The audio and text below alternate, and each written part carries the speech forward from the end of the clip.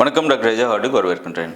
ரீசெண்டாக கடந்த மண்டே ஆந்திரா மற்றும் தெலுங்கானாவில் கிட்டத்தட்ட 75 பேர் ஒரே நாளில் இறந்துருக்கிறாங்க. அது காரணம் என்ன அப்படின்னா, அதீதமான வெப்பத்தினால் ஏற்படக்கூடிய ஹீட் ஸ்ட்ரோக் அப்படிங்கிற ஒரு பிரச்சனை. தமிழ்நாட்டிலையும் ரொம்ப அதிகமான வெப்ப அலை வீசுகிறது, அதிகமான வெயில் அடிக்குது. நிறைய பேர் இந்த ஹீட் ஸ்ட்ரோக்னால் பாதிக்கப்படுறாங்க. இந்த ஹீட் ஸ்ட்ரோக்னால் என்ன, இது வர்றதுக்கான காரணங்கள் என்ன, இது எப்படி நம்ம தடுக்க முடியும், என்ன அறிகுறிகள்னால நம்ம தெரிஞ்சுக்க முடியும், எப்போ நம்ம உடனடியாக ஒரு மெடிக்கல் இன்டர்வென்ஷன் தேடணும் அப்படிங்கிறத பற்றி நம்ம தெரிஞ்சுக்க வேண்டியது மிக மிக முக்கியம். ஏன்னா சாதாரண ஹீட்டு தானே அப்படின்னு நினச்சி நிறைய பேர் அதை அலட்சியப்படுத்திட்டு பின்னாடி அது ஒரு சீரியஸ் இல்னஸாக மாறுறதுக்கு நிறைய வாய்ப்புகள் இருக்குது. அப்போது அந்த சீரியஸ் இல்னஸாக மாறும்பொழுது நிறைய உள் உறுப்புகள் பாதிப்பு ஏற்பட்டு ரொம்ப ஒரு சிவியரான ஸ்டேட் ஆஃப் மெடிக்கல் கண்டிஷனுக்கு போகிறதுக்கு நிறைய சான்ஸ் இருக்குது. எனவே இந்த வீடியோ முழுமையாக பாருங்கள், உங்கள் ஃப்ரெண்ட்ஸ் அண்ட் ஃபேமிலிக்கு ஷேர் பண்ணுங்கள், ரொம்ப யூஸ்ஃபுல்லாக இருக்கும். இந்த ஹீட் ஸ்ட்ரோக் அப்படிங்கிற பிரச்சனை உடல் வெப்பநிலை மிக அதிகமாக மாறுறதுனால ஏற்படக்கூடிய முக்கியமான ஒரு ஹெல்த் கண்டிஷன். ஏன் உடல் வெப்பநிலை அதிகமாக மாறுகிறது? நம்ம எல்லாருக்குமே உடல் வெப்பநிலை வெயில் காலங்களில் அதிகமாக தான் ஆகும். ஆனால் உடல் மீண்டும் அதை ரெகுலேட் பண்ணிக்கிறதுக்கான ஒரு ஹீட் ரெகுலேட்டர் நம்ம பிரெயினில் இருக்குது. ஹைப்போதலாமஸ் அப்படிங்கிற ஒரு இடம் நம்ம பிரெயினில் இருக்குது. அது நம்மளுடைய உடல் வெப்பத்தை எப்போ அதிகமாக ஆகுதோ அப்போ அது மீண்டும் அதை சரி பண்ணிக்கிறதுக்கும், ரொம்ப கூல் ஆகும் பொழுது மீண்டும் அதை ஹீட் பண்ணி நம்மளுடைய பாடி டெம்பரேச்சரை பேலன்ஸ் பண்ணுறதுக்கான ஒரு செயல்பாடு செய்து ஹைப்போதலாமஸ். ஆனால் இது ஃபெயில் ஆகுது, இதால் வேலை செய்ய முடியாத அளவுக்கு ஹீட் அதிகமாகுது அப்படின் பொழுது அந்த ஃபங்க்ஷன் அங்கே ஃபெயிலியர் ஆச்சுன்னா அதனால் ஏற்படக்கூடிய அதீதமான வெப்பம் தான், உடல் வெப்பம் தான் ஹீட் ஸ்ட்ரோக்காக கன்வெர்ட் ஆகிறதுக்கு நிறைய வாய்ப்பு இருக்கக்கூடிய ஒரு சுச்சுவேஷன். இது யார் மோஸ்ட்லி பாதிக்கப்படுறாங்க அப்படின்னா, ஒன்று ரொம்ப எக்ஸ்ட்ரீம் ஓல்டு, ரொம்ப ஒரு 70 இயர்ஸ்க்கு மேலே இருக்கிறவங்க, they more prone to develop this.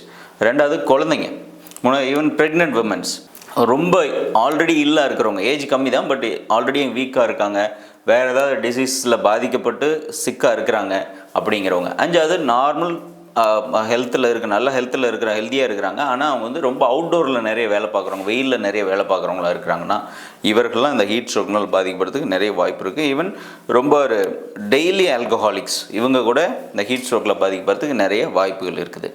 இதுக்கான அறிகுறிகள் என்ன, எப்படி தெரிஞ்சுக்க முடியும் ஹீட் ஸ்ட்ரோக் அப்படின்னா, நம்பர் 1, உங்களுக்கே தெரியும் பாடி வெப்பநிலை மிக அதிகமாக கூடுதுங்கிறத நம்மளால் ஃபீல் பண்ண முடியும். டெம்பரேச்சர் ஃபீவர் வந்த மாதிரி 104 டிகிரி ஃபாரன்ஹீட்டுக்கு மேலே கூடும். ஏன்னா 101 இதெல்லாம் வரும்போது நமக்கு ஃபீவரிஷாக இருக்கும்.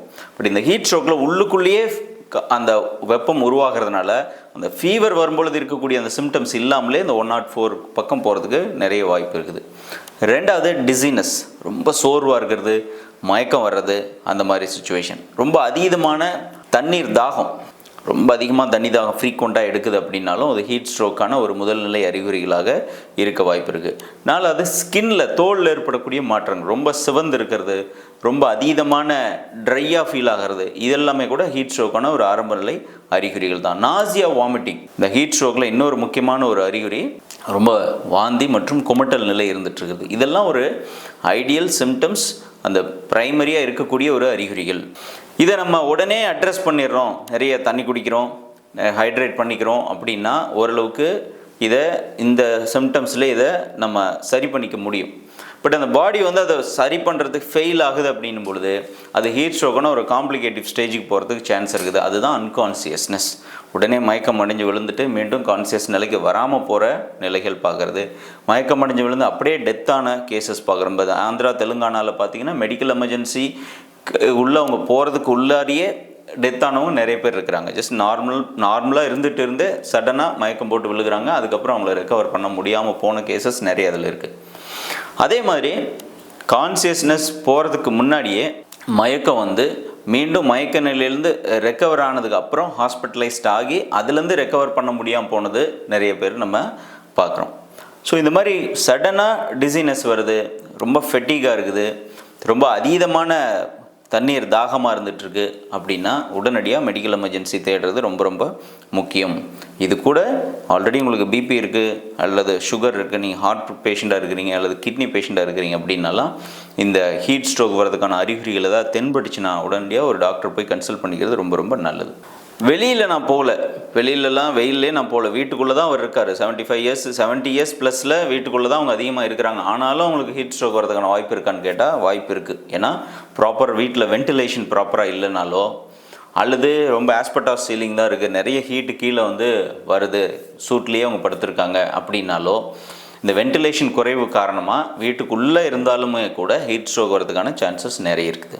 ஸோ இதை தவிர்க்கணும் அப்படின்னா ஒரு சில விஷயங்களை கண்டிப்பாக பண்ணணும். ஒன்று ஹைட்ரேஷன், ஒரு 2 to 3 லிட்டர்ஸ்க்கு மேலே தண்ணீர் குடிக்கிறத என்ஷூர் பண்ணணும். ஒரு 5 to 6 times a day urine போகிற அளவுக்கு தண்ணி குடிக்கணும். ரெண்டாவது மோர், இளநீர், அதே மாதிரி நன்னாரி சர்பத் உடலை குளிர்ச்சி ஆக்கக்கூடியது, தர்பூசணி, வெண்பூசணி, இந்த மாதிரி நீர்த்தன்மை அதிகமாக இருக்கக்கூடிய கூலண்ட், ஆயுர்வேதிக் பெர்ஸ்பெக்டிவில் சொன்னோம் அப்படின்னா கூலன்ஸ்னால் குளிர்ச்சி அடையக்கூடிய, குளிர்ச்சி ஊட்டக்கூடிய பானங்களை அதிகமாக எடுத்துக்கொள்ள வேண்டியது ரொம்ப ரொம்ப முக்கியம். ஆல்கஹால் எடுக்கிறவங்க இந்த வெயில் காலங்களில் அதிகமாக ஆல்கஹால் எடுக்கிறத அவாய்ட் பண்ணணும்.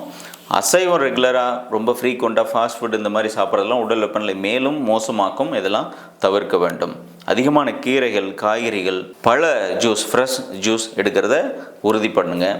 அது மட்டும் இல்லாமல் இந்த கேனில் வரக்கூடிய பாக்கெட்டு கூல்ட்ரிங்க்ஸ் வகைகள் அப்போதைக்கு தாகத்தை தீர்த்தாலும் அது மேலும் அதிகமான டீஹைட்ரேஷன் உண்டு பண்ணுறதுக்கும் உங்களோட ஜீரண மண்டலத்தில் பாதிப்பு ஏற்படுறதுக்கு வாய்ப்பு இருக்குது. இந்த கேண்டு கூல்ட்ரிங்க்ஸ் எல்லாம், கோலா வகைகளை அவாய்ட் பண்ணிட்டு ஃப்ரெஷ் ஜூஸஸ் எடுக்கிறத என்ஷூர் பண்ணணும்.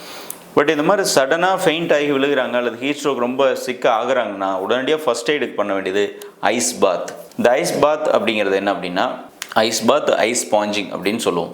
இப்போ நார்மலாக ஃபீவர் வரும்பொழுது நம்ம என்ன பண்ணுவோமோ அதே மாதிரி தான் ஒரு ஒரு ஒரு சின்ன பாத்திரத்தில் ஒரு 1/2 லிட்டர் தண்ணி எடுத்துகிட்டு கொஞ்சம் ஐஸ் க்யூப்ஸ் அதில் போட்டுட்டு ஒரு காட்டன் டவல் அதில் நல்லா முக்கி புழிஞ்சு அந்த நம்ம கழுத்து, நெற்றி மற்றும் நம்மளுடைய அக்குள் பகுதிகள், தொப்புள் பகுதி, கிராயின் ரீஜியன், தொடை சந்து, இந்த பகுதிகளில் இதை அப்படியே 10 மாதிரி அப்ளை பண்ணணும். அப்படி போடுறதுனால உடம்பு ஃபுல்லாக தொடச்சி விட்டுட்டு அந்த மாதிரி இந்த முக்கியமான ஹீட் வெளியேறக்கூடிய இடங்கள், இந்த மாதிரி இடங்கள் தான் இங்கே அப்ளை பண்ணுறதுனால உங்களுக்கு பாடி ஹீட் சடனாக மீண்டும் ரெக்கவர் ஆகிறதுக்கு, பாடி கூல் ஆகிறதுக்கு ஒரு முக்கியமான ஃபஸ்ட் எய்ட்னா இந்த ஐஸ் பாத் பண்ண முடியும்.